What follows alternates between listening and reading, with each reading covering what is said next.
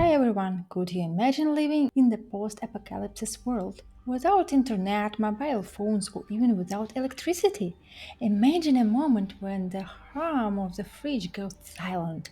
No lights, no internet, no phone signal, no elevators, no traffic lights, no streaming, no charging, no coffee machines. In an instant, the invisible lifeline that powers modern life is cut.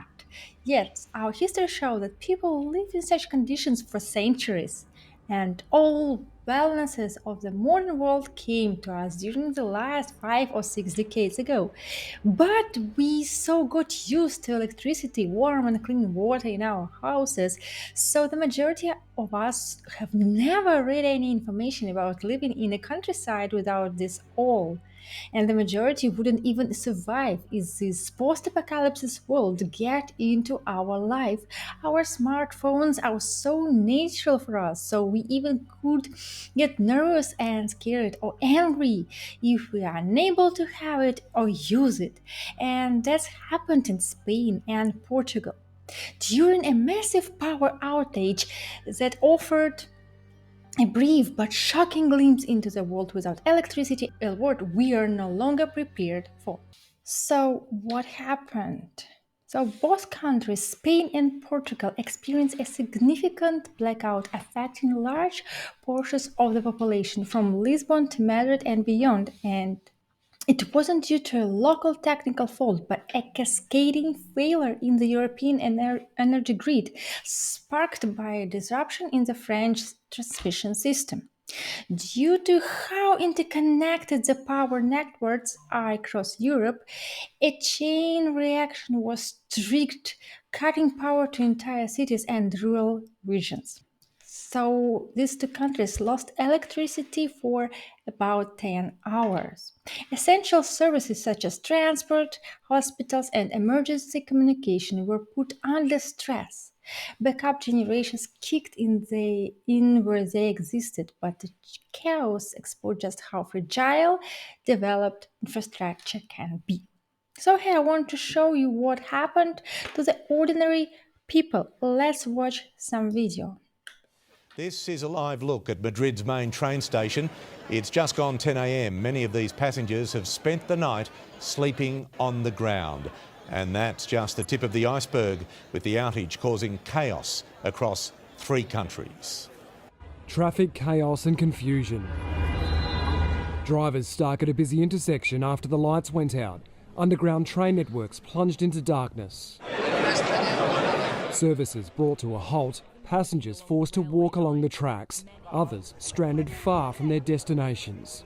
It's the result of a massive blackout which occurred at lunchtime, spanning Spain, Portugal and parts of France.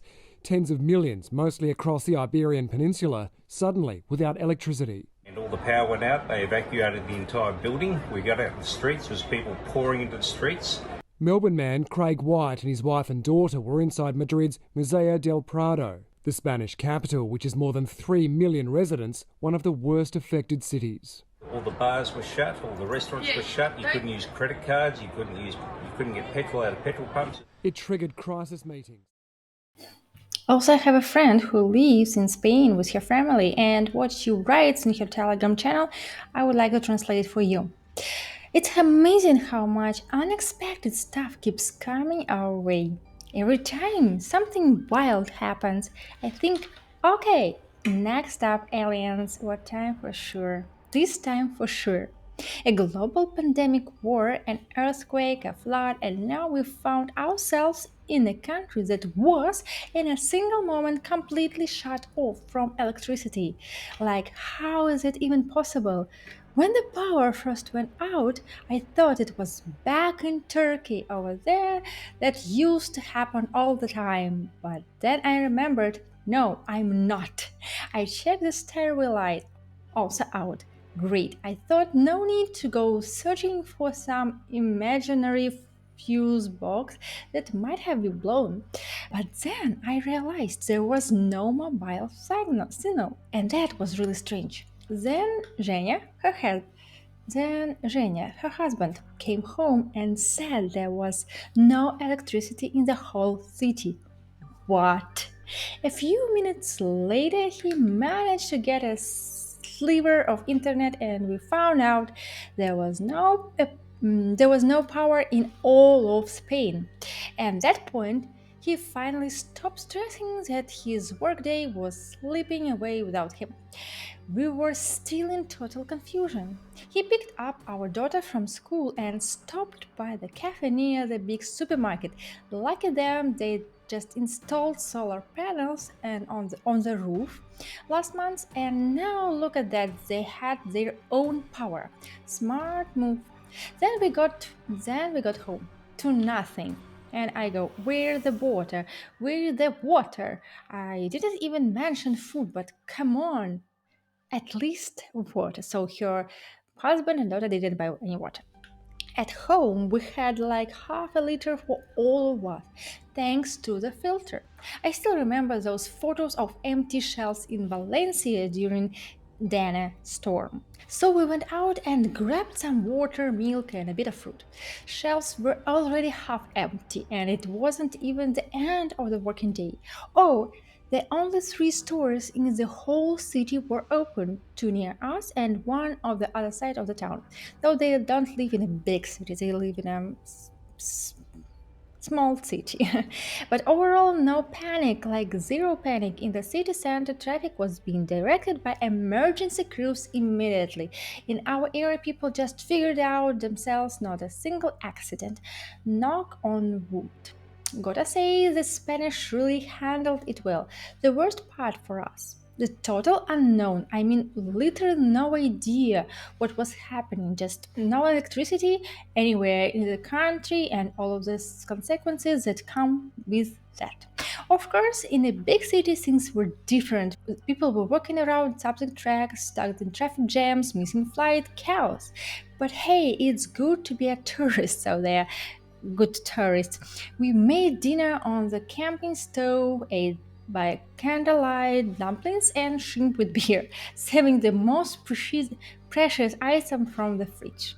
Then we went to bed, and in the morning everything was back. We've been rescued.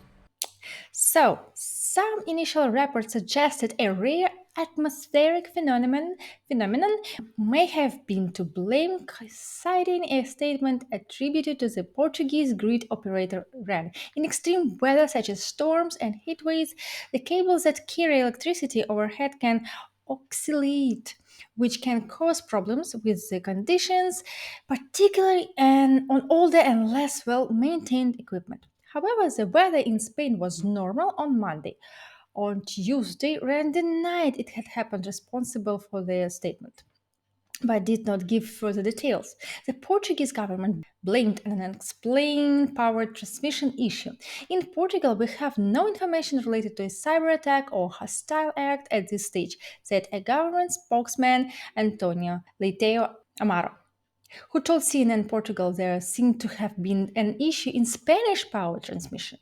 Spain pointed the finger at a breakup in its connection to France. Experts have said it could take days to identify the cause. Spain and Portugal lead the European Union in renewable and were sourcing about 80% of their electricity from solar and wind when the blackout hit on Monday. Some commentators speculated that the grid could have been overloaded by the amount of wind and sun available, as renewables are more intermittent than other forms of energy, and sudden fluctuation in sunshine or wind can cause problems. However, this does not appear to be the cause. Daniel Muir, a senior European power analyst at S&P Global, said the nature and scale of the outage makes it unlikely that the volume of renewables was the cause, with the Spanish network more often than not subject to very high volumes of such production. Blackouts can happen regardless of what type of energy powers the grid. In 2003, there was a significant blackout in London when the grid was primarily powered by fossil fuel. It was caused by a failed transformer and incorrectly installed protection relay.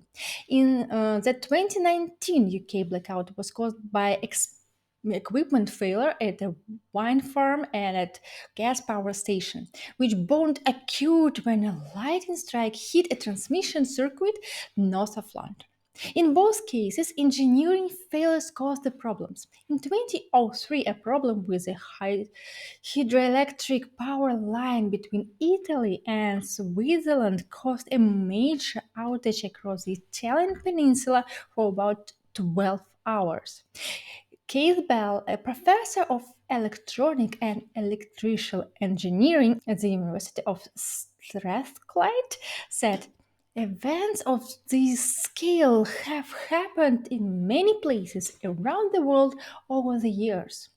In power systems using fossil fuels, nuclear, hydro, or variable renewables, it doesn't matter where you are getting the energy from. You've got to get the engineering right in order to ensure resilient supplies of electricity. The Spanish grid is undergoing upgrades and it is unable to carry the renewable energy required. Experts have said that their grid updates have not matched the pace of renewables being brought online. Let's discuss lessons from the dark, the fragility of modern life. This blackout wasn't just a power failure, it was a wake up call. And I want to discuss with you some moments that show us the fragility of our modern world. The first one is our dependence on technology. Without electricity, basic functions collapse. Communication, finance, food distribution, even water supply in some areas. We've built a system where even short outages feel apocalyptic. We spend a lot of efforts to make our world highly optimized. We try to get rid of everything unnecessary, ineffective, and so on. So we created a really crystallized system. Yes, everything works really good in appropriate conditions, but our world is a little bit less predicted than we want to, and we're not ready for this at all. Second, interconnected system leads to interconnected risk. A failure in one part of the grid, in this case outside the affected countries, can rapidly spread, showing how globalization makes us all vulnerable to remote failures. Third, loss of basic self reliance. Few people today know how to live even one day offline. No cash, no maps, no ability to cook or store food. We are technologically advanced but practically helpless. For example, I don't have any generator, I don't know what to do to get clean and boiled water. I definitely don't know how to live in any rural area. I'm a child of civilized urban world. Fourth, crisis reveals inequity. Wealthy areas often have generators, solar backups, or access to better emergency services. Rural and low income communities suffer more and recover slower. And my last thought, the illusion of control. We think we're in control of our lives, but one unplugged cable or overloaded circuit shows just how dependent we are on invisible, fragile system. Thanks for watching this video. See you in my next episode. Bye.